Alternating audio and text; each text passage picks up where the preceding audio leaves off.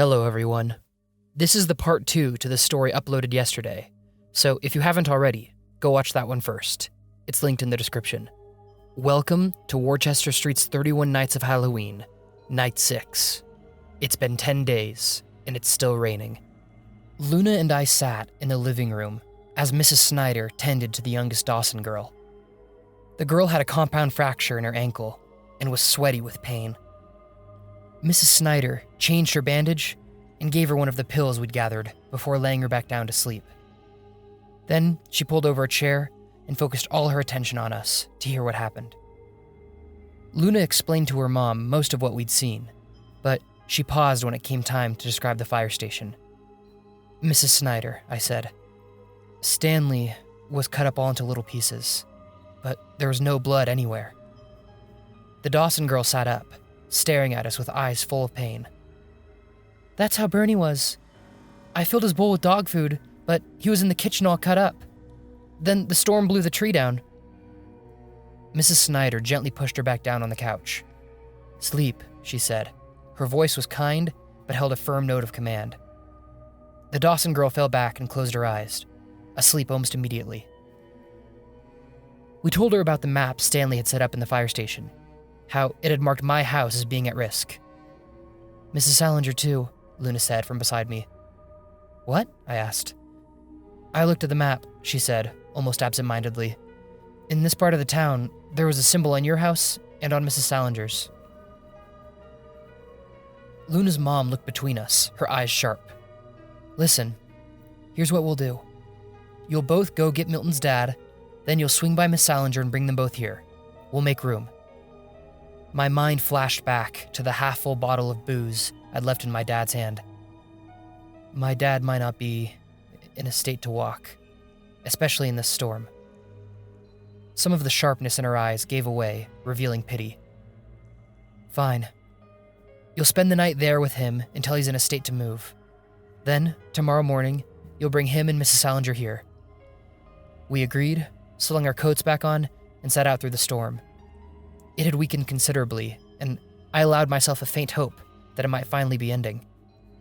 When we reached my house, I saw that the half-empty bottle was now entirely empty. Dad was still passed out in his same stupid armchair. I walked into his closet, grabbed the 2 bottles of booze I knew he kept there, and smashed them against the pavement on our back patio. I cursed under my breath before returning to his closet and grabbing his pistol. I knew we might need it. Luna watched me, her expression a mix of concern and approval. I slid the pistol into my backpack inside. We should probably get ready for bed. We changed into thick sweaters and sweatpants, though they did almost nothing to dull the cold. I pointed to the narrow twin bed in my bedroom. "You can sleep there. I'll pull over some comforters and sleep on the ground beside you." We lay down, the rain now faded to a patter that somehow comforted me despite everything. I stared up from the ground at my motionless ceiling fan, unable to sleep. "You think my mom's gonna be okay?" Luna asked from above me on the bed. "Don't worry, she'll be fine. Mr. and Mrs. Dawson are with her, and they're mostly uninjured. On top of that, your mom is the smartest person I've ever met." I let some bitterness creep into my voice. Unlike a certain drunk I know. "I'm scared, Milton." "Yeah, I am too." Luna cleared her throat. "You know, I wouldn't mind if you joined me. I mean, if you want." I felt my heart skip for a moment. Did she mean up on the bed? I mean, what else could she mean? I sat up, watching her for a moment to see if I'd misunderstood. She lifted her thick comforter, and I crawled underneath it, pulling another blanket to double layer on top of us. Luna wrapped her arms around me, bearing her face against my chest. "You're warm," she said. "Yeah, well, you're freezing." Luna let out a muffled laugh. A moment of silence passed between us. "I'm sorry about your dad." The words cut deep, and I let out a long, low sigh. "You want to know what the funny thing is?" I said. "My dad really is a good man. Kind, funny, thoughtful. It's that booze that gets him like this. With my mom's accident, he turned into this. I haven't seen the old him in years." Another long moment passed. "Well, I hope I get to meet him someday," she said. I hope you do too. I pulled her tight, and soon we were both fast asleep. I woke up, spitting out Luna's long blonde hair. The sky held the unmistakable red hue of a sunrise. Luna stirred, opened her eyes, and pulled her hair off me with a sheepish grin. "Hey, Milton," my dad said from the doorway. His face held the same pinched expression it always had when he was hungover. "Do you know what happened to the booze in my..."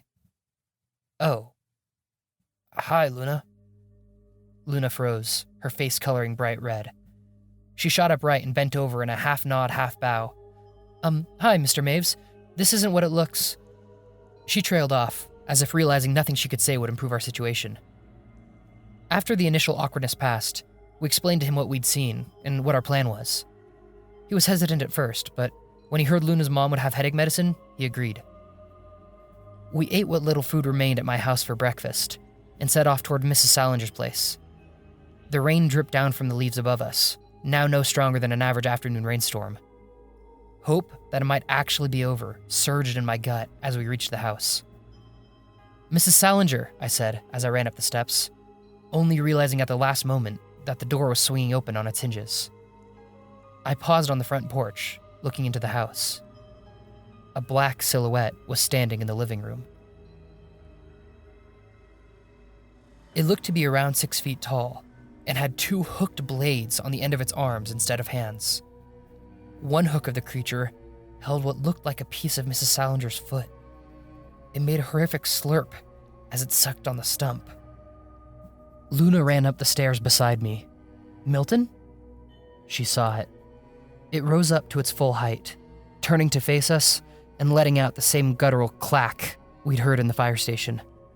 We turned and ran down the steps, grabbing my dad as we passed him. The storm kicked up immediately, from a simple patter to a full-blown tempest.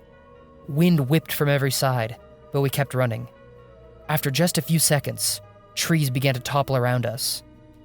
We fell to the ground and cowered as the wind, rain, and hail all battered us. After what seemed like an eternity, it died down a little. I shot a glance around, half expecting to see a black silhouette leading over us, but it was nowhere to be seen. We made it back to Luna's place and had a minor breakdown. Mrs. Snyder listened to our hysterics with rapt attention and silence.